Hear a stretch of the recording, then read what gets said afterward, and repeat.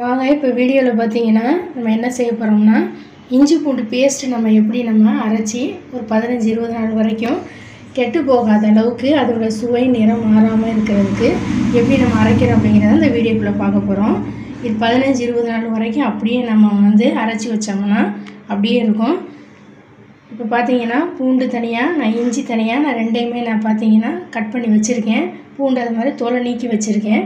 இப்போ நம்ம எப்படி அரைக்கிறது இப்போ வீடியோவில் போய் பார்க்கலாம். இப்போ நிறையா இருக்கிறதுனால நான் இதை 2 தடவை போட்டு நான் அரைச்சிக்கிறேன். மிக்ஸி ஜாரில் இதை சேர்த்துக்கலாம். இது கூட பார்த்தீங்கன்னா மஞ்சத்தூள் ஒரு அரை ஸ்பூன். இதுக்கு தண்ணி சேர்க்காம நம்ம எண்ணெய் சேர்த்து அரைக்கணும். நான் பார்த்தீங்கன்னா கடலெண்ணெய் சேர்க்க போகிறேன். கடலெண்ணெய் அல்லது நல்லெண்ணெய் சேர்த்து அரைச்சிக்கோங்க.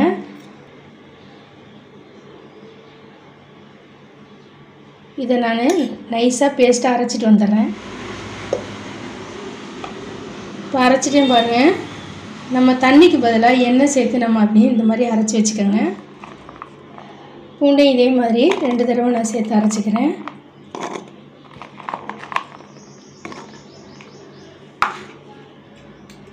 கூடவே ஒரு அரை ஸ்பூன் மஞ்சத்தூள்,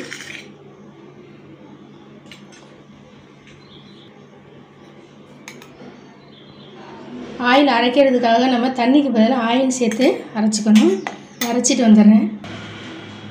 இப்போ பூண்டையும் நான் நல்லா நைஸாக அரைச்சிட்டேன் பாருங்கள்.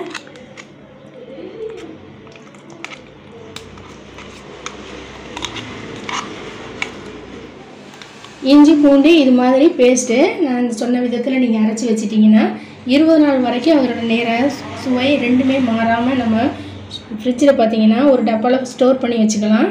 இதே மாதிரி நீங்கள் ட்ரை பண்ணி பாருங்கள். ட்ரை பண்ணி பார்த்துட்டு எப்படி இருந்துச்சுன்னு ஃபீட்பேக் கமெண்ட் போடுங்க. இந்த வீடியோ பிடிச்சிருந்துச்சா லைக் பண்ணுங்கள். நம்ம சேனலுக்கு சப்ஸ்கிரைப் பண்ணுங்கள். தேங்க்யூ.